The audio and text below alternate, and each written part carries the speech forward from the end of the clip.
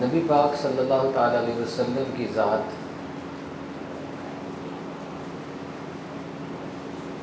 اس قدر وسیع ہے، اس قدر بلند و بالا ہے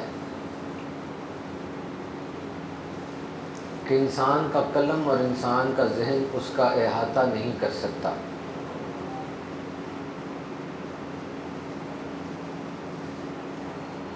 آپ اللہ تعالیٰ کی سب سے بڑی دلیل ہیں،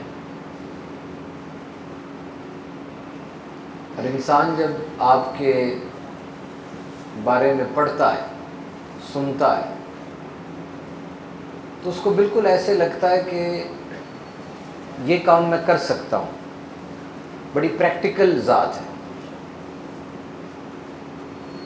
نبی پاک صلی اللہ تعالیٰ علیہ وسلم کی زندگی مبارکہ کے احوال آپ دیکھیں، سب کچھ آپ کو ایسے لگے گا میں کر سکتا ہوں۔ Quite practical and quite action وردی۔ اور جو نبی پاک کے معجزات ہیں، جیسے جب اعلان نبوت ہوا اور فرمایا کہ میں اللہ کا بھیجا ہوا سچا نبی ہوں، اللہ پر ایمان لاؤ اور میری ختم نبوت پر ایمان لاؤ، تو وہ معاشرہ پہلی بار انہوں نے نبی پاک پر جھوٹ کی تہمت رکھی، معاذ اللہ، اور یہ کہا کہ اگر آپ بھیجے ہوئے سچے نبی ہیں تو آپ ثابت کریں، دلیل دیں۔ اور یاد رکھیں، نبوت پہ جو بھی دلیل مانگی جائے اور نبی جو بھی ایکٹ پرفارم کرے اسے معجزہ کہتے ہیں۔ عقل سے ماورا ہوتا ہے اور نبوت پہ ڈھال ہوتا ہے۔ اور جب بھی انبیاء سے معجزے مانگے گئے تو انبیاء نے امت کے حالات کے مطابق معجزے دیے، تاکہ امت کو پتہ چل جائے کہ یہ چیز واقعی اللہ کی طرف سے ہے، یعنی امت اس میں ایکسپرٹ تھی، اس کام میں جس میں معجزہ آیا۔ حضرت موسیٰ علیہ السلام سے معجزہ مانگا گیا، آپ کی قوم جادوگری میں، سحر میں ایکسپرٹ تھی، تو معجزہ کیا آیا کہ لاٹھی پھینکی، وہ لاٹھی بہت بڑا اژدہا بن گئی۔ وہ سامنے جادوگر تھے، سارے ٹرینڈ میجیشنز تھے، انہیں پتہ تھا جادو کیسے کہتے ہیں۔ انہوں نے کہا یہ تو جادو نہیں ہے، جادو کا تو ہمیں سارا پتہ ہے، یہ جو یہ کر رہے ہیں نا یہ جادو نہیں ہے۔ سجدہ کیا اور ایمان لیا۔ حضرت عیسیٰ علیہ السلام کے دور میں میڈیکل سائنس بڑی ترقی پہ تھی، طب، جراحت، سرجری، میڈیسن، فارماکولوجی ایکسیکٹرا۔ حضرت عیسیٰ علیہ السلام کو اللہ نے معجزہ دیا، اب ہاتھ پھیرتے تھے کوڑی صحت یاب ہو جاتا۔ مادر زاد اندھے کو آنکھیں عطا فرمائی، ٹھوکر لگائی مردہ زندہ ہو گیا۔ اب یہ کام تو قیامت تک کوئی ڈاکٹر نہیں کر سکتا، تو وہ ڈاکٹر تھے ایکسپرٹ، انہوں نے کہا بھئی یہ ڈاکٹری نہیں ہے، یہ کوئی اور چیز ہے۔ تو معجزہ ہمیشہ امت کے حالات کے مطابق آتا ہے۔ نبی پاک صلی اللہ علیہ وسلم سے جب قوم نے معجزہ مانگا کہ آپ بتائیں، دکھائیں، ثبوت دیں that you are the last prophet، تو آپ نے کیا معجزہ، پہلا معجزہ کیا ارشاد فرمایا؟ چاند کو 2 ٹکڑے کیا، یہ حق ہے۔ قرآن پاک کا نزول ہوا، یہ بھی حق ہے۔ لیکن اس وقت ایسا کچھ نہیں ہوا، اور نبی پاک نے فرمایا کہ اے مکے والو سنو، تم میری ذات پہ معجزہ مانگتے ہو تو آج کوئی ایسی بات نہیں ہوگی، بلکہ میرے 40 سال جو تمہارے درمیان گزرے، یہ 40 سال تمہارے لیے معجزہ ہے۔ جاؤ دنیا پوری کا کوئی بھی معیار، کوئی بھی انسان اٹھا کے لے آؤ اور میری ذات سے اس کا کمپیریزن کرو۔ اگر تو معاذ اللہ تمہیں میں نیچا لگوں تو ٹھیک ہے، اور اگر میں کہیں اوپر نکل جاؤں تو پھر سوچو جس نے 40 سال تک ایک بھی جھوٹ نہیں بولا، وہ ایک دم اتنی بڑی بات کیسے کر سکتا ہے؟ تمہارے معاشرے میں تمہارے ساتھ ہی رہ رہا ہوں نا، یہ کوثر و سلسبیل میں دھلا ہوا بچپن، یہ پاکیزہ لڑکپن، یہ بے عیب جوانی تمہارے درمیان ہی گزری ہے۔ تمہیں نے صادق، تمہیں نے امین کہا ہے، تو 40 سال میں ایک بھی دبا تمہیں نظر نہیں آیا، تو ایک دم اتنی بڑی بات کیسے ہو سکتی ہے؟ مان لو۔ یہ تھا معجزہ ذات۔ میں اصل میں یہ آپ کو بتانا چاہ رہا ہوں کہ نبی پاک صلی اللہ علیہ وسلم کی ذات انتہائی پریکٹیکل ذات ہے۔ پہلا معجزہ بھی کیا آیا کہ میری ذات کو دیکھ لو، میری صداقت اور سچائی کو دیکھ لو. تو صداقت اور سچائی یہ تو ہر بندہ کر سکتا ہے، سچ بھی بول سکتا ہے اور امانت دار بھی ہو سکتا ہے. Quite practical. حضور نے کھانا کھایا جس طرح عام آدمی کھانا کھاتے ہیں، ہاتھ سے کھانا کھا رہے ہیں، انگلی سے کھانا کھانے کی ترغیب دلائی، بیٹھ کے کس طرح کھانا کھایا، دسترخوان بچھا کر، یہ سارے کام کر سکتے ہیں ہم. حضور نے پانی کس طرح پیا، ہم بھی پی سکتے ہیں اس طرح. حضور نے اپنی زوجہ سے کیا معاملہ کیا، ہم بھی کر سکتے ہیں. حضور نے غزوات میں، جنگوں میں کس طرح سے عمل کیا، ہم بھی کر سکتے ہیں. حضور نے صحابہ کو کیسے لیڈ کیا، ہم بھی لیڈ کر سکتے ہیں. ہاں کچھ باتیں ایسی ہیں کیونکہ وہ نبی، بلکہ نبیوں کے بھی امام ہیں، تو ہر ایک رٹ ہوتی ہے، ہر ایک کی ایک اتھارٹی ہوتی ہے، ایک عہدہ ہوتا ہے، وہ ہے. جس طرح یہاں پہ وارڈن کھڑا ہوا ہے راجہ بازار پہ، جاؤ ذرا اس کو کچھ بول کے دکھاؤ، وہ سمجھا دے گا آپ کو میں وارڈن ہوں، بتا دے گا نا کہ میں کچھ ہوں، ذرا سیدھے منہ بات کرو، کیونکہ عہدہ ہے، ایک بات ہے. تو وہ تو نبیوں کے بھی امام ہیں. وہ کچھ ایسے کمالات، ایسے اوصاف ہیں جو کہ ہماری سمجھ سے وہ تو نبی بھی نہیں کر سکتے. جیسے معراج پہ جانا، کوئی بھی نہیں گیا. ہی از دا اونلی ون. قرآن پاک کا آنا یہ بھی انہیں پر ہے. وہ باتیں جو ان کے ساتھ خاص ہے، اور ہمیں فخر ہے کہ ہمارے نبی کے ساتھ خاص ہے. لیکن باقی ساری زندگی از ویری پریکٹیکل. آپ نانا جان ہیں امام حسین کی، کیسی تربیت کی آپ نے. آپ بابا جان ہیں سیدہ کائنات کے، کیسی تربیت کی آپ نے. کیونکہ اگر یہ بات جو میں کہہ رہا ہوں آپ نہیں نہ مانتے تو سارا چیپٹر خالی ہو جاتا ہے.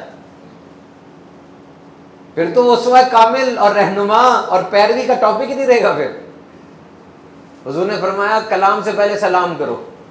It's very practical. حضور نے صحابہ کی حوصلہ افزائی فرمائی، ان کے ساتھ مل کے کام کیا.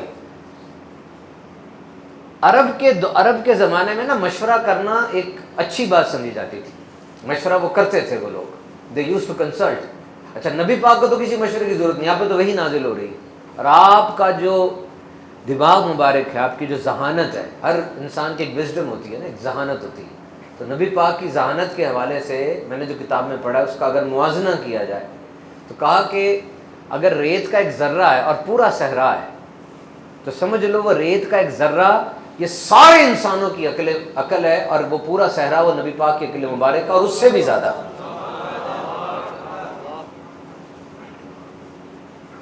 کیونکہ نبی پاک کی طاقت آپ دیکھیں کتنی زیادہ ہے نا. آپ یہ امیجن تو کریں کہ طاقت کتنی ہوگی نبی پاک میں. انسان بڑا تبھی ہوتا ہے جب زیادہ طاقتور ہوتا ہے. تو جب اللہ نے انہیں سب سے بڑا کیا تو سب سے زیادہ طاقت بھی عطا فرمائی. اور اس کی ایک مثال دیکھیں آپ. حضرت موسیٰ علیہ السلام کہتے ہیں باری تعالیٰ تیرا دیدار کرنا ہے.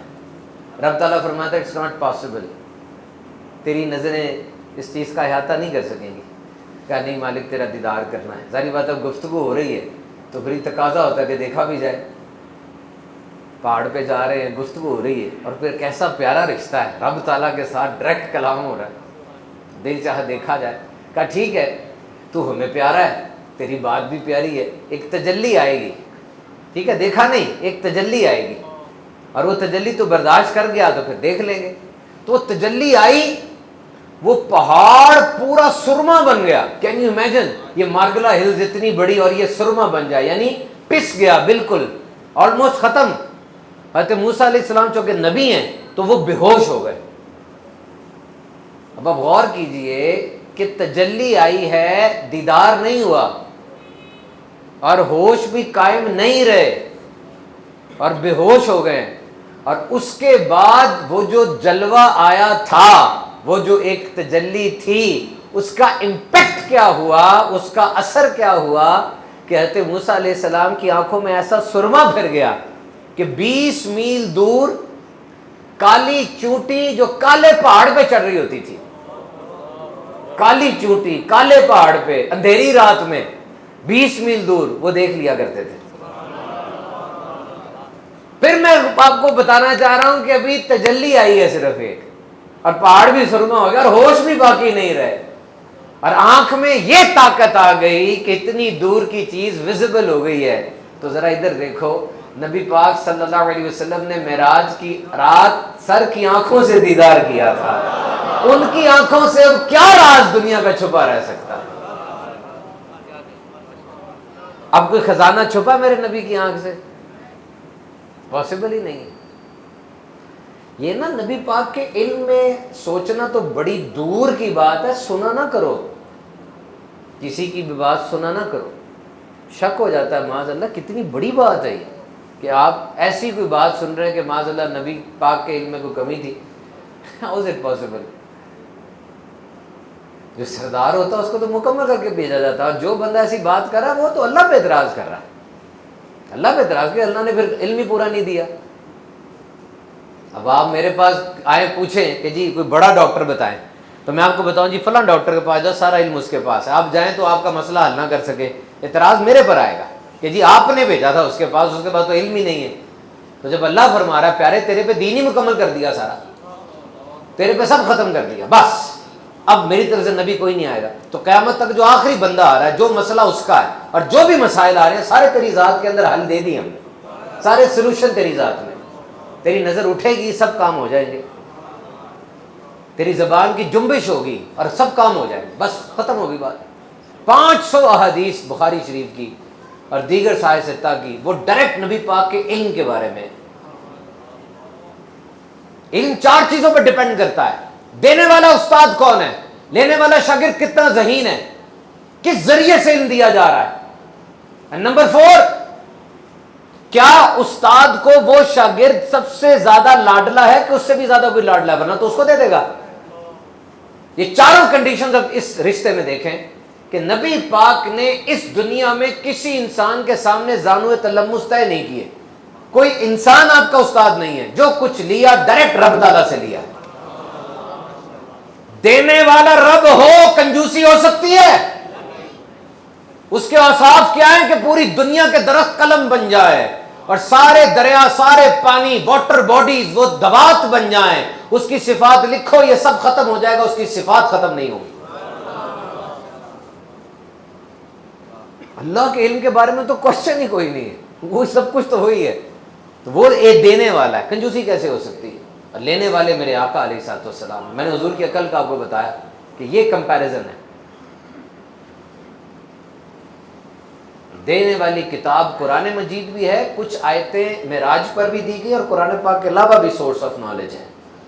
ایک دن میرے نبی پاک صلی اللہ علیہ وسلم فجر کے لیے کچھ لیٹ تشریف لائے، تاخیر ہو گئی، جلدی جلدی فجر کی نماز پڑھی اور ارشاد فرمایا صحابہ تمہیں پتہ میں دیر سے کیوں آیا ہوں؟ سنو میں نے رات کو اپنے رب کا بڑی حسین صورت میں دیدار کیا. مطلب چہرہ پہلے شناسا تھا، یعنی نبی پاک کی آنکھیں شناسا تھیں، پہلے بھی دیدار کیا. اور کہا میرے رب نے مجھ سے پوچھا پیارے یہ تو بتاؤ کہ یہ جو فرشتے ہیں جو کرسی کے گرد ہیں اور جو فرشتے گھوم رہے ہیں آپس میں کیا باتیں کرتے ہیں؟ یہ آپس میں کیا باتیں کرتے ہیں؟ نبی پاک نے عرض کیا مالک مجھے از خود نہیں پتا یہ کیا بات کرتے ہیں. رب تعالیٰ نے فرمایا دیکھو میرا حبیب مجھ سے کہتا ہے کہ مجھے نہیں پتا، اب میں کس شان کا علم اس کو عطا کرنے لگا. پھر نبی پاک نے ارشاد فرمایا کہ رب تعالیٰ نے اپنا دست الوہیت میرے دونوں شانوں کے درمیان رکھا. وہ ٹھنڈک محسوس ہوئی. یہ جو ٹھنڈک تھی یہ اس علم کے جذب ہونے کی نشانی تھی. اور پھر مشرق و مغرب میں جو تھا سارے پردے ہٹ گئے، میں نے جان بھی لیا اور پہچان بھی لیا. اور پھر رب نے پوچھا پیارے اب بتا یہ فرشتے کیا بات کرتے؟ لو دوبارہ کیوں پوچھا؟ پہلے تو پوچھا تھا، کیا کہا تھا؟ مالک مجھے خود نہیں پتا. دیا دے کے کیوں پوچھا کہ سن لو دنیا والوں دیکھ لو. انہوں نے کہا تھا نہیں پتا، میں رب ہوں، میں نے علم دیا، دے کے ٹیسٹ لیا اور سب سے کامیاب قرار دے دیا. ہاں اب بتا پیارے یہ فرشتے کیا بات کرتے ہیں؟ کہا یہ فرشتے آپس میں کہہ رہے ہیں کہ اس نبی کی امت کے گناہ کیسے بخشے جائیں گے. تو دوسرا فرشتہ کہتا ہے کہ وضو کریں گے کہ گناہ بخشے جائیں گے، اور بھی طریقے بتائے. تو علم کامل تھا. Never doubt, never doubt. All the science, this astronomy, this space science, literature, law, science, economics, artificial intelligence, computer, engineering, every thing, جتنا نالج دنیا کے اندر ہے، جتنا نالج دنیا کے اندر ہے سب کا سب میرے آقا علیہ الصلوۃ والسلام کے پاس ملٹی پلائی ارب موجود ہے. اور یہ تو کچھ بھی نہیں ہے. قرآن پاک کی ایک ایک آیت سے، ایک ایک حرف سے علماء نے کتنے علوم نکالے ہیں. اور جتنا پڑھتے جاتے ہیں اتنا سنت کے اوپر سے سائنٹیفک راز کھلتے جاتے ہیں. نبی پاک صلی اللہ علیہ وسلم کی عادت مبارکہ تھی کہ جب بھی آپ کو چھینک آتی تو آپ اپنے ہاتھوں سے چہرہ مبارک کو ڈھانپ لیتے یا اپنی چادر سے اپنے چہرہ مبارک کو ڈھانپ لیا کرتے تھے، اور ساتھ کیا کہتے؟ الحمدللہ الحمدللہ۔ دیکھیں اس کا ایک سائنس کا کتنا زبردست پہلو ہے کہ جب بھی انسان چھینک مارتا ہے نا تو ہوا 160 کلومیٹر پر آور کی سپیڈ سے نکلتی ہے، 160 کلومیٹر گاڑی چلے اتنی تیز۔ ہوتا کیا ہے کہ آپ کی ناک میں کوئی ذرہ پھنس جاتا ہے یا ناک میں کوئی اریٹیشن ہوتی ہے، کوئی سوزش خارش ہوتی ہے، تو آپ کے دماغ کو سگنل جاتا کہ مسئلہ بن گیا ہے۔ اب دماغ کیا کرے؟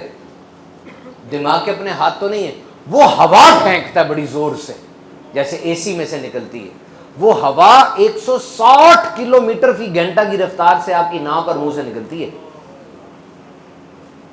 اور جب آپ چھینک مارتے ہیں نا تو ڈراپلٹس کی صورت میں بیکٹیریا، وائرس، گندے جراثیم پوری ہوا میں پھیل جاتے ہیں بڑی تیزی کے ساتھ۔ تو اچھا نہیں ہے کہ ہاتھ سے ڈھانپ لیا جائے، کپڑا رکھ لیا جائے، کیسی حکمت ہے۔ اور یہ چھینک 160 کلومیٹر فی گھنٹہ کی رفتار سے ہے نا، تو یہ اگر آپ ناک کو بند کریں یا منہ کو روک لیں تو یہ بڑا خطرہ ہو سکتا ہے اس کا، اٹس ویری ڈینجرس۔ ایک بندے نے اسٹیفل، اسے کہتے ہیں اسٹیفل یور سنیز، اپنی چھینک کو روک لینا، اس نے زبردستی روکا، اس کا یہ پھٹ گیا تھا، یہ نا تو 10 دن تک کھانا ٹیوب سے کھاتا رہا۔ تو اچھی طرح سے چھینک آپ نے مار لی، آپ کو کچھ نہیں ہوا تو الحمدللہ کہنا تو بنتا ہے نا پھر۔ کیسی حکمت ہے دیکھو۔ تو اس دنیا پر جہالت و سفالت کے گندے کالے بادل امڈ آئے تھے، ہر طرف ظلم تھا، جو جتنا بڑا چور تھا اتنا ہی بڑا اس کو عزت دار سمجھا جاتا تھا، بیٹیوں کو زندہ دفنایا جا رہا تھا، قیدیوں کو شیروں کے آگے پھینکا جا رہا تھا، عورت کی تذلیل کی جا رہی تھی، معاشرے میں کوئی قانون نہیں تھا، ہر طرف بربریت اور ظلم کا دور دورہ تھا۔ اور اسی حالت میں فاران کی چوٹی پہ وہ نور چمکا۔ عرب کی حالت کیا تھی؟ You know what is Arab? The peninsula, خلیج نما عرب، کوئی حال نہیں تھا ان کا۔ تھامس کارلا لکھتا ہے وانڈرنگ بیدوائنز، پور شیفرڈ وانڈرنگ ان ڈیزرٹ، صحرا میں گھومتے ہوئے دیہاتی لوگ۔ Nobody was willing to give them a second look، کوئی ان کو دوسری نظر ڈال کے دیکھنے کے لیے تیار نہیں تھا۔ کیوں؟ کچھ کرتے ہی نہیں تھے، لڑتے رہتے تھے، بیٹیوں کو دفناتے تھے، سوتیلی ماں سے وطی کرتے تھے، عورتوں کو وراثت سے محروم کر دیتے تھے۔ الیگزینڈر گزرا تھا، سکندر وہاں سے گزرا ہے، اتنا بڑا فاتح ہے، اس نے دیکھا تک نہیں ان کی طرف۔ رومنز گزرے ہیں، اس نے یہ بھی نہیں کہا کہ میں ان پہ حکومت کر لیتا ہوں، یعنی ان کو فتح کرنے کا بھی خیال کسی کو نہیں آتا تھا۔ They were not assets, they were liabilities، سب سے پیچھے کھڑے تھے۔ اور وہاں پہ 12 ربیع الاول کو کس کی ولادت ہوئی؟ ابرہہ کے حملے کے 55 دن کے بعد کس کی ولادت باسعادت ہوئی ہے؟ 12 ربیع الاول کو جب نبی پاک کی ولادت ہوئی، وہ غیر مسلم راہب تھا، اسے نشانیوں کا پتہ تھا، اس نے اوپر دیکھا آسمان پہ نشانی پوری ہو گئی، اس نے کہا چلو چلو قریش کی طرف چلو، ہاشمیوں کی طرف چلو۔ او قریشی ہو، ہاشمی ہو، تمہارے گھر کوئی بچہ پیدا ہوا ہے؟ کہا نہیں۔ کہا کسی نے؟ ہاں عبد المطلب کے گھر بیٹا پیدا ہوا ہے۔ گیا، نبی پاک کی ولادت باسعادت ہوئی تھی، اٹھایا، برکت حاصل کی، جب مہر نبوت پہ نظر پڑی غش کھا کے گر گیا۔ اس کو اٹھائے گا کیا ہوا؟ کہا بس نبوت ہمارے پاس سے نکل گئی ہے، قریشی ہو، ہاشمی ہو، قیامت تک تمہارے ڈنکے بجے گے۔ اور تاریخ گواہ ہے نبی پاک کے وصال کو 100 سال نہیں گزرے، یہی عرب جو سب سے پیچھے تھے سب سے آگے کھڑے تھے۔ unnoticeable became world notable، جن کو کوئی دیکھتا نہیں تھا پوری دنیا پر راج کر رہے تھے۔ تربیت کس کی تھی بتاؤ؟ انہی میں سے سب سے دنیا کا کامیاب تاجر انہی میں سے۔ انہوں نے دنیا کو معیشت کے اصول سکھائے، انہوں نے دنیا کو جنگ کے اصول سکھائے۔ زرجر وہ ایک جرنیل تھا، وہ آیا باہر آ کر کہنے لگا مسلمانوں کے جرنیل ادھر آؤ، ہم نے لڑائی نہیں کرنی، معافی مانگتے بھائی صرف یہ بتا دو تم ہو کون؟ ایک بھی جنگ نہیں ہارے زندگی میں، ہم نے سنا ہے تمہیں تمہارے نبی نے اللہ سے کوئی تلوار لا کے دی ہے، یعنی تمہیں تمہارے نبی نے اللہ کی کوئی تلوار لا کے دی ہے، تم جنگ ہی نہیں ہارتے۔ آگے بڑھے اور فرمایا نہیں تم نے غلط سنا ہے، اللہ کی کوئی تلوار نہیں ہے، میں خود اللہ کی تلوار ہوں۔ میرا نام خالد سیف اللہ میرے حبیب نے رکھا. کس کی تربیت تھی بتاؤ؟ پورے جسم پر تلواروں کے، برچھیوں کے، بھالوں کے، تیروں کے نشان ہیں، لیکن وصال کس حالت میں ہو رہا ہے کہ چارپائی پر ہے، جنگ میں شہید نہیں ہو سکے. تو وصال کے وقت ایک دکھ کا اظہار کر رہے ہیں کہ میں شہید نہیں ہو سکا. تو زوجہ نے کتنی پیاری بات کی کہ آپ دکھ کیوں کر رہے ہیں، آپ تو اللہ کی تلوار ہے. اللہ کی تلوار کو کس نے کاٹنا تھا؟ اللہ کی تلوار کو کوئی کاٹ سکتا ہے؟ آپ تو اللہ کی تلوار، ایسے ہی جانا تھا. کس کی تربیت تھی؟ حضرت ابوبکر صدیق کے ڈائنیسٹی میں، لینیج میں، یعنی ان کی پشتوں میں کوئی بادشاہ تو چل نہیں رہی تھی، نہ کوئی ان کے والد صاحب جرنیل تھے، سادے سے لوگ تھے. وہ کہاں بات پہنچ گئی، دیکھو دیکھا کیسی سرداری کر کے دکھائی. مسلمانوں کو ایسے جفا ڈال کے پکڑا، او ادھر آؤ سارے، آقا علیہ صاحب السلام کا وصال ہو گیا ہے، ٹھیک ہے ادھر آؤ، اب ہم نے سیکھا ہے سارا ان سے، تمہیں سنبھالیں گے ہم، آ جاؤ. انہوں نے کہا جی زکوٰۃ نہیں دیں گے. حضرت عمر آ گئے، کہنے لگے اب جہاد نہ کریں ان سے، کیونکہ نبی پاک نے فرمایا جس نے کلمہ پڑھا اس نے جان اور مال محفوظ کر لیا، اب جہاد کر رہے ہیں. حضرت ابوبکر صدیق نے کہا عمر تم زمانہ جاہلیت میں تو بڑے دلیر تھے، اب کیا بات کر رہے ہو؟ جو نماز اور زکوٰۃ میں فرق کرے گا میں جہاد کروں گا. کئی اور صحابہ نے بھی ناپسندیدہ کہا اس بات کو جہاد نہ کرے، کیونکہ اتنے زیادہ فتنے آ گئے تھے. آپ نے کہا ایسا نہیں ہو سکتا، سمجھایا بھی کیا بھی، وہی قبیلے واپس آئے، زکوٰۃ دی. اور کتنی بڑی بات لکھی، لکھتے ہیں کہ اگر ابوبکر صدیق ریلیکس ہو جاتے تو زکوٰۃ والا رکن فوت ہو جاتا. مطلب کیا کہتے لوگ، جو ابوبکر صدیق نے لی ہے ہم کیوں دیں، بات ختم ہو جاتی. یہ کہتے ہیں نا آج کا نوجوان اتنا زیادہ بے راہ و روی کا کیوں شکار ہے، اتنا زیادہ کیوں خراب ہو گیا، why it is so much destroyed, when things are so deteriorated، چیزیں خراب سے خراب تر کیوں ہو رہی. کسی نے بڑی پیاری بات کی، اس نے کہا one generation they tolerated the sin، ایک نسل نے گناہ کو دیکھا اور کوئی ایکشن نہیں لیا. the other generation they celebrated the sin، اور اگلی نسل نے آ کے اسی گناہ کو خوب جوش و خروش کے ساتھ کیا، ہنسی کے ساتھ کیا. and the third generation they forgotten what's the sin، اور آخری جنریشن، آخری نسل کو یہ بھول ہی گیا کہ یہ گناہ بھی تھا. مہندیاں کرتے ہو گھر میں جس میں لوگ ناچتے ہیں گاتے ہیں، پتہ نہیں کب شروع ہوئی تھی اور کس طرح شروع ہوئی اور کہاں سے آئی. اس نسل کو تو یہ لگتا ہے ضروری ہے.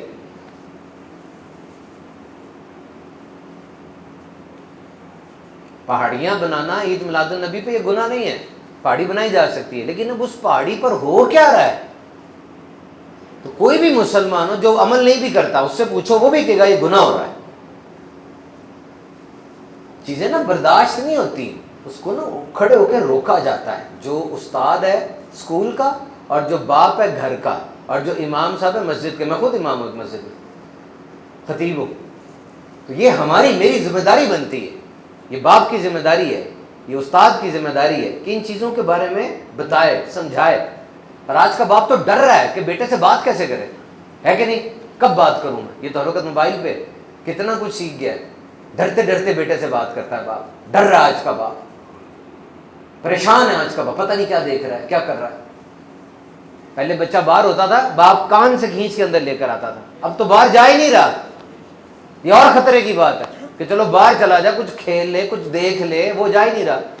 کیونکہ جب آپ کے بچے نے موبائل پکڑ لیا، یاد رکھنا اب دنیا کی سب سے دلچسپ چیز اس کے نزدیک موبائل ہے. سب ختم ہو گیا. وہ جادو کا دروازہ جس کے ادھر ساری دنیا، اڈے ڈھونڈ لیے اس نے، کلک کرتا ہے سیدھا اس اڈے پہ پہنچ جاتا ہے، وہاں مزے میں ہے وہ.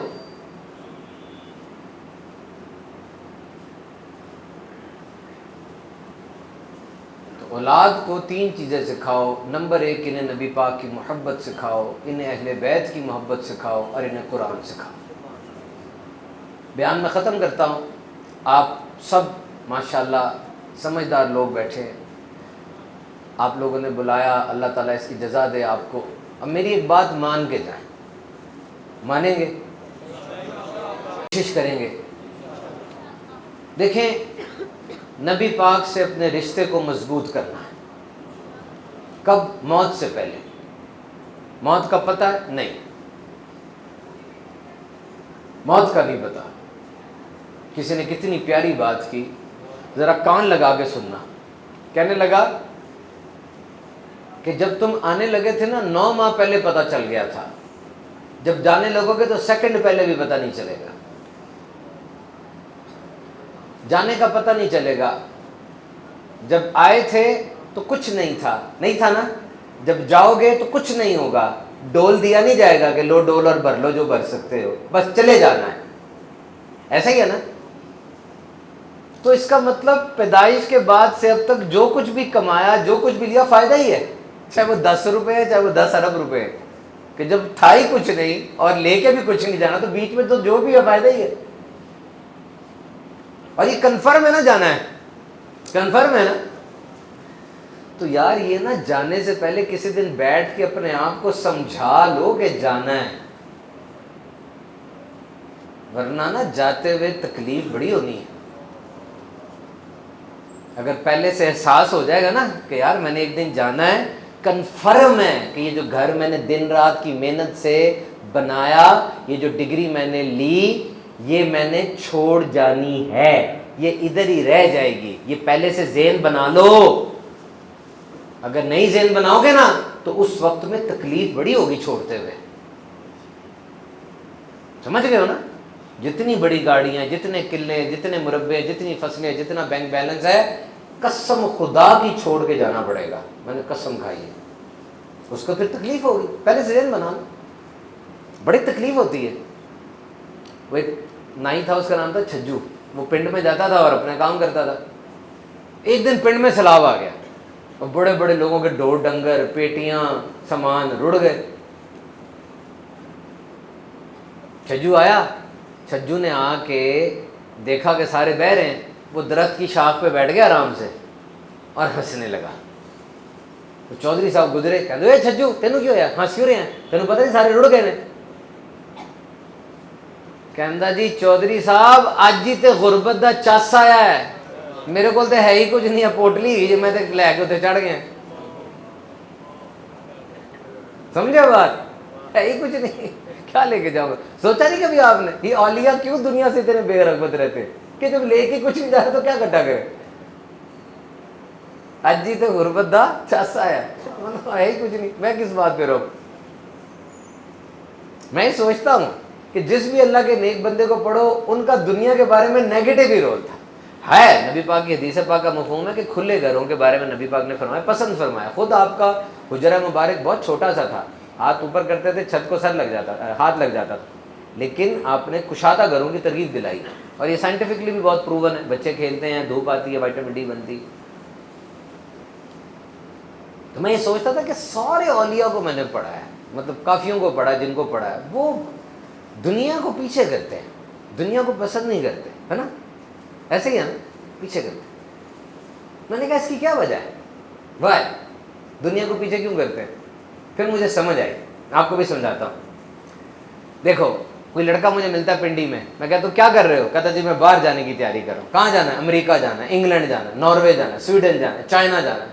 کیوں جانا ہے, او جی ادھر کی دنیا بڑی اچھی ہے جی, ادھر بڑی موجیں ہیں, ڈگری بڑی ہے, او گھر بڑا ہے, پیسہ بڑا ہے. کہاں دیکھا ہے, وہ جی ہمارا بندہ گیا تھا وہ بتاتا ہے, باقی ریلیں بھی دیکھی ہیں, ٹی وی پہ بھی دیکھا ہے, بڑا وہاں پہ چار میں جی. اب اس کو یہ وعدہ کہ جی وہاں پر بڑی موجیں ہیں, بڑی لگژریز ہیں, بڑا اچھا انداز زندگی ہے, اس کا یقین آ گیا نا. پاکستانی جاتے ہیں باہر, 2023 میں سب سے زیادہ پاکستانی ہجرت کر کے گئے ہیں باہر. ایک جب بنگلہ دیش بنا تھا 1971 میں, تب اتنی زیادہ مائگریشن ہوئی تھی, اور اب 2023 میں ہوئی ہے. سب سے زیادہ جو مائگریٹڈ ہمارے پاکستانی ہیں وہ عرب, سعودی عرب جاتے ہیں, سب سے زیادہ وہاں جاتے ہیں. تو کیوں جاتے ہیں کہ جی وہاں کی زندگی بڑی اچھی ہے, انہیں یقین ہے نا. تو سمجھ لو ان اللہ والوں کو بھی اللہ کے وعدے پہ یقین ہے کہ جنت کی زندگی بڑی اچھی ہے. جب کسی کو اس بات پہ یقین ہو جائے کہ جنت کے کھانے بہت اچھے ہیں, اسے اس دنیا کے کھانے تو اچھے نہیں لگیں گے.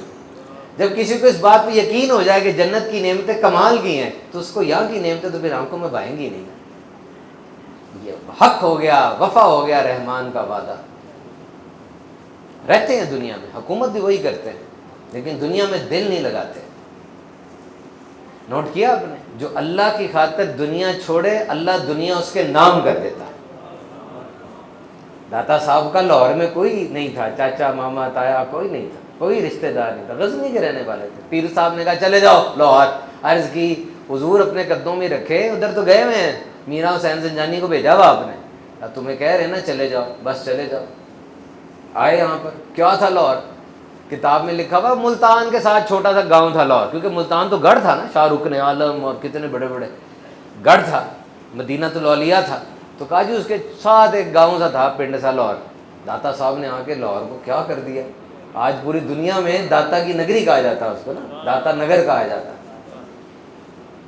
پاک پتن یہ اجودھن تھا، اس کے پتھر اتنے کالے نہیں تھے جتنا یہاں کے رہنے والوں کے دل کالے تھے۔ بابا فرید آئے، اجودھن کو ہمیشہ کے لیے پاک پتن بنا گئے۔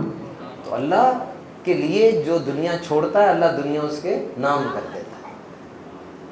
تو کوشش کیجئے اور پورا دل لگائیے کہ ہم نبی پاک کی ولادت کے اس مہینے میں 3 کام کرنا ہے۔ نمبر 1، نبی پاک پر روزانہ درود پڑھنا ہے۔ ایک تو یہ ہے کہ آپ کام بھی کر رہے ہیں، بیان بھی سن رہے ہیں، کھانا بھی کھا رہے ہیں اور درود پڑھ رہے ہیں، چلو، لیکن کچھ درود آپ نے اکیلے بیٹھ کر گنبد خضرا شریف کا تصور باندھ کر یہ سوچ کر کہ درود میں پنڈی بیٹھ کے پڑھ رہا ہوں، میرے نبی مدینے سن رہے ہیں، ڈائریکٹ کنیکشن ہے، یہ سوچ کر آپ نے پڑھنا۔ پڑھیں گے؟ گنتی بھی مجھے بتائیں، کیونکہ اس طرح نہیں ہوتا گنتی کے بغیر ہوا کہ کتنا پروفٹ ہوا، مجھے بہت زیادہ پروفٹ ہوا، یہ کوئی بات تو نہیں نا ہوئی، پروفٹ بتاؤ کتنا ہوا، کتنی تیاری کی ہے، جی بہت چیپٹرز پڑھ لیے، نہیں، کتنے چیپٹر پڑھے بتاؤ، کتنے رن سے جیتا ہے، وہ رن بتاؤ گے نا، ایسے تو نہیں بہت سے رن سے جیتا ہے۔ گنتی بڑی ضروری ہے، گنتی انتہائی ضروری ہے، کاؤنٹنگ از مسٹ۔ تو کتنی پڑھو گے آپ طے کریں، 100، 200، 400، 1000 روز؟ تھوڑا کر لو لیکن روزانہ کرنا، تھوڑا کر لو لیکن روزانہ۔ اگلے سال میں آؤں تو آپ بتائیں گے مجھے جی 365 دن میں ایک بھی ناغہ نہیں ہوا۔ روز پڑھو گے نا، دیکھنا کیسی برکتیں ہوئی۔ دوسرا، نبی پاک کی سیرت کے بارے میں پڑھو، حضور کی ذات کی رفتوں کے بارے میں، حضور کے حسن و جمال، سیرت کے کمال، غزوات، ازواج، امہات، اہل بیت، قرآن، مکی زندگی، مدنی زندگی، ہجرت، ایک ایک چیز کے بارے میں پڑھو، آسان الفاظ میں موجود ہے، یہ آپ کو بہت فائدہ ہوگا۔ کچھ لوگ مجھ سے پوچھتے ہیں نبی پاک کی فیوریٹ غذائیں کون سی ہیں، تو یاد رکھنا یہ میرا جو یوٹیوب چینل ہے سبحان الطاری، اس پہ میں نے نبی پاک کی جتنی پسندیدہ غذائیں ہیں نا، سب پہ الگ الگ سائنٹیفک ویڈیو بنائی ہے۔ گوشت حضور کو پسند تھا تو کیا اس میں خاصیت ہے، تربوز حضور نے کھایا، پورا اس کی ریسرچ کے تربوز میں کیا چیز ہے، وہ آپ سن سکتے ہیں، مزید ترغیب ہوگی۔ لیکن نبی پاک نے بھی جن غذاؤں کا فرمایا نا، اگر آپ کو مقامی ڈاکٹر اس حوالے سے کچھ گائیڈ کرتا ہے تو آپ ڈاکٹر کی بات مانیں، کیونکہ عرب کا مزاج اور تھا اور وہ نبی پاک ہے۔ جیسے نبی پاک نے کسی کو کہا کہ پیٹ خراب ہے تو شہد پیو، اب آپ پیٹ خراب میں شہد ڈاکٹر کے مشورے کے بغیر نہیں پئیں گے، کیونکہ پیٹ خراب میں شہد تو کاؤنٹر انڈیکیٹڈ، وہ تو نبی پاک ہے، انہوں نے تو شہد کو دوائی بنا دی ہے، ان کا تو کمال ہے نا یہ۔ تو اگر ڈاکٹر آپ کو گوشت سے منع کرتا ہے، جس طرح آپ میں سے جو بڑی عمر کے، یہ جو میرا بیٹا بیٹھا چھوٹا سا، یہ کھائے گوشت، ڈٹ کے کھائے، چھوٹا گوشت بڑا گوشت خوب کھائے، اس کا ایچ بی بنے گا، وائٹامن بی کمپلیکس اس کے اندر ہوتا ہے، زنک ہوتی ہے، پوٹیشیم ہوتا ہے، یہ گرو کرے گا، اس کی ہڈیاں بنیں گی، سب کچھ ہوگا۔ لیکن آپ لوگ ریڈ میٹ نہ کھائیں، ریڈ میٹ کانٹرا انڈیکیٹڈ ہے۔ بڑی ہدایت تو میں نے اس پہ تحقیق کی کہ روز ایک بڑی عمر کے فرد کو لال گوشت، یعنی بڑا اور چھوٹا گوشت کتنا کھانا چاہیے۔ جب میں نے پڑھا کہ کتنا کھانا چاہیے، کچھ ڈاکٹر سے کنفرم کیا، تو میں ڈر رہا تھا کہ میں یہ ویڈیو کیسے بناؤں، میں نے اگر یہ کہہ دیا کہ اتنا کھائے تو مجھے تو مار دیں گے یہ لوگ۔ پتہ کتنا کھانا چاہیے روز کا؟ 1 بوٹی صرف۔ میں نے کہا بٹ صاحب تو آدھا کلو کڑھائی کے بعد کہتے ہیں کھانی آگے کہ نہیں کھانی، ذائقہ ہی آدھا کلو کے بعد پتہ چلتا ہے پھیکی ہے میٹھی ہے کیسی ہے۔ سائنٹیفکلی 1 بوٹی بس۔ ریڈ میٹ وہ تھوڑا سا ڈینجرس ہوتا ہے، کینسر کی طرف لے جاتا ہے، یورک ایسڈ بڑھاتا ہے، کولیسٹرول انکریز کرتا ہے، اور جو کھاتے ہونے چاہیے اپنا ٹیسٹ کروا لیں، اللہ کرے ایسا نہ ہو، لیکن سائنٹیفکلی ایسا ہوتا ہے۔ نظام احتیاط کریں۔ تو نبی پاک صلی اللہ علیہ وسلم کی ذات کو پڑھتے جائیں گے، انشاءاللہ تعالیٰ دنیا زندگی ترقی کرتی چلی جائے گی۔ بڑی اچھی بات ہے، کچھ ہی دنوں کے بعد نبی پاک کی ولادت کا دن ہے، بڑی سہانی گھڑی۔ اس کائنات میں اگر پوچھا جائے نا سب سے بڑا واقعہ کیا ہوا ہے تو سمجھ لو نبی پاک کی ولادت سب سے بڑا واقعہ ہے۔ سب سے بڑا واقعہ کیا ہوا ہے کہہ دینا نبی پاک کی ولادت کا واقعہ سب سے بڑا ہے، کیونکہ دنیا ہی بدل گئی اس کے بعد دنیا بدل گئی تھی، اس کے انقلاب آ گئے تھے، جو پاؤں کی جوتی تھی اس کو سر کا تاج بنا دیا، حقوق بتا دیے، سمجھا دی۔ خوشی سبھی مناتے ہیں، آپ کی 4 بیٹی اللہ چاروں کے نصیب اچھے کرے، جب بیٹا پیدا ہوگا خوشی نہیں منائیں گے؟ اور اس بیٹے کی جو پہلی سالگرہ ہوگی خوشی نہیں منائیں گے؟ آپ میں سے کون ہے یا آپ کے رشتہ داروں میں یا پورے پاکستان میں جس کی بیٹی کی شادی تھی اور وہ غریب بھی تھا، اس نے گھر میں لائٹنگ نہیں کی؟ بتائے مجھے، کھڑا ہوگا جی میں نے نہیں لائٹنگ کی۔ جتنی بھی 2-4 لگتی ہیں لگاتے ہیں، کیوں؟ نمایاں ہوتا ہے کہ جی خوشی ہے، اس گھر میں خوشی ہے۔ جب برانڈ پروموشن ہوتی ہے، کوئی کپڑے والا برانڈ کھولتا ہے، لائٹنگ نہیں کرتا؟ یوم آزادی پہ ساری بلڈنگوں میں لائٹنگ نہیں ہوئی؟ ہر جگہ لائٹنگ کرو۔ میرے نبی کی ولادت ہوئی جب آسمان و فرش سجے ہوئے ہیں، اس دن میں اپنے گھر کو نہ سجاؤں؟ لو، وہ سستی سی ہوتی ہے لائٹنگ یار، اتنی مہنگی تو آتی نہیں، 250 کی لڑی ہے ایک، 4 لڑیاں لگا دو، وہ جی میرے نبی کی آمد ہوئی، بس خوشی کا انداز ہے۔ میں نے 100 توڑے پرسوں جا کے شرک پور میں دیے ہیں سیلاب زدگان کو، 1.5 لاکھ کے بنے، بس آج گھر میں لائٹنگ بھی کی ہے۔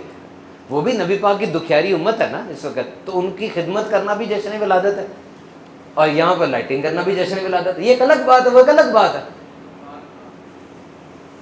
تو اس چیز کو سیلیبریٹ کرو۔ اگر آپ کہیں نا کہ عید میلاد النبی پہ کیا عبادت کریں، کیا کام کرنا چاہیے، عید میلاد النبی پہ کیا کام کرنا چاہیے؟ خوشی منانی چاہیے۔ کیسے؟ جیسے اللہ نے فرمایا، ہم خوشی کریں گے اللہ کے حکم کے مطابق، اور کبھی غم ہوگا وہ بھی اللہ کے حکم کے مطابق۔ باؤنڈری نہیں چھوڑنی، جو اللہ والی باؤنڈری ہے نا اس کو نہیں کراس کرنا۔ خوش ہو، جتنا مرضی خوش ہو، باؤنڈری کے اندر رہنا ہے۔